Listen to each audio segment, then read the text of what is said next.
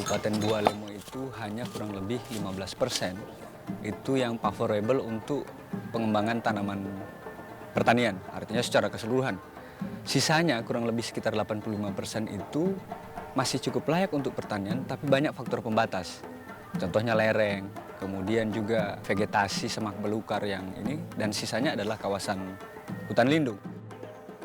Kerusakan lingkungan atau lahan dari areal pertanaman jagung itu 1.400 ton per hektar per tahun, itu hanya dari sisi erosi, belum dari sisi yang lain seperti longsor, kemudian erosi tebing sungai dan sebagainya. Nah, tentu hal ini tidak bisa kita biarkan, karena kalau kita asumsikan setiap 5 cm tanah yang terbentuk itu membutuhkan 25 tahun untuk dia terbentuk sehingga bisa ditanami tanaman pertanian, bisa kita bayangkan kehilangan 1.400 ton per hektar per tahun ini, dia recovery-nya berapa lama? Ada beberapa tantangan yang dihadapi oleh petani kita di Provinsi Gorontalo. Pertama itu yang berhubungan dengan sistem pertaniannya, yang punya impact terhadap lingkungan, income, dan aspek sosial. Hal ini disadari oleh Kabupaten Bualemo misalnya, yang mencoba menggagas program Sejuta Kakao. Ada beberapa kegiatan yang kita lakukan selama 2-3 tahun ini. Pertama itu awalnya kita melakukan assessment. Lalu yang kita lakukan kemudian adalah tidak sekedar memberi bibitnya, tapi kita belajar bersama-sama bagaimana menghasilkan bibit yang baik itu. Ada pelatihan yang saya pikir juga cukup penting, yaitu pelatihan pembangunan kontur terasering, tidak terlalu mahal dan visible dilakukan untuk meminimalisir erosi dan sedimentasi yang terjadi di sungai. Nah, untuk bidang agroforestry, dari 21 kelompok yang kita bangun dipergunakan untuk kebutuhan di kebunnya, selain nanti dimanfaatkan untuk sebagai sumber pendapatan baru. Pelatihan pemasaran, jumlah peserta yang mengikuti itu ada sekitar 88 orang. Partisipan yang mengikuti kegiatan tentang pengelolaan agroforestry itu 1.600 orang.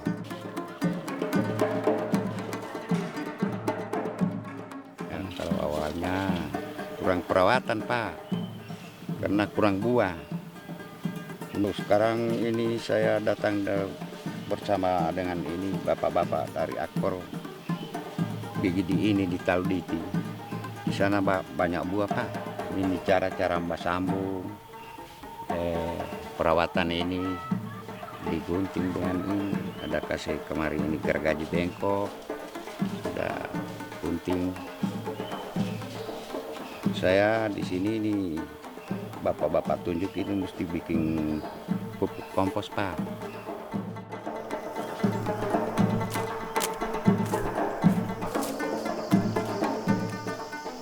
Banyak pengalaman saya waktu dorong masuk kemarin sini.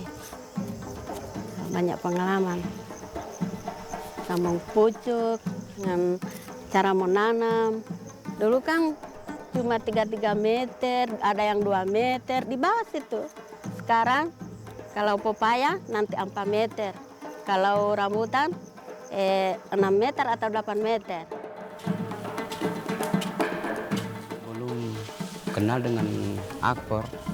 Nah, biasanya petani di sini kan cara bercocok tanamnya itu berpindah-pindah.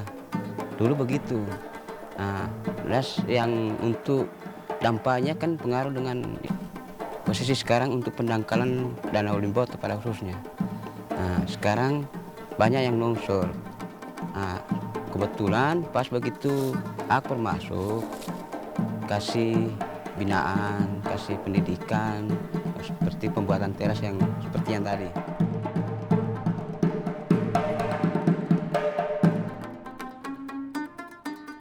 Tentu harapan kami dari pihak pemerintah daerah atas nama pemerintah daerah, Dinas Pertanian dan Perkebunan masih mengharapkan teman-teman Akpor juga masih bisa lanjut. Tapi tentu ada mekanisme tersendiri untuk itu. Tapi yang paling penting tentu ketika ini sudah selesai, pemerintah daerah harus segera menyiapkan langkah-langkah agar supaya dia tidak mentok atau berhenti di situ.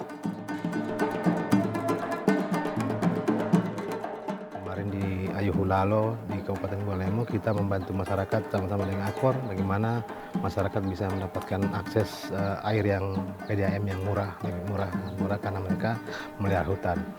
Di Desa Rumbia kita juga bersama-sama masyarakat untuk membibitkan tanaman-tanaman tahunan, kemudian buah-buahan, mengurangi erosi. Kalau tanaman tahunan, banyak penghasilan. Hasil kebun ini saya simpan sedikit-sedikit. Sampai anak pertama itu ya sarjana ekonomi. Yang kedua kesehatan. Yang ketiga sarjana pendidikan bahasa Inggris. Baru saya simpan lagi sedikit-sedikit beli mobil.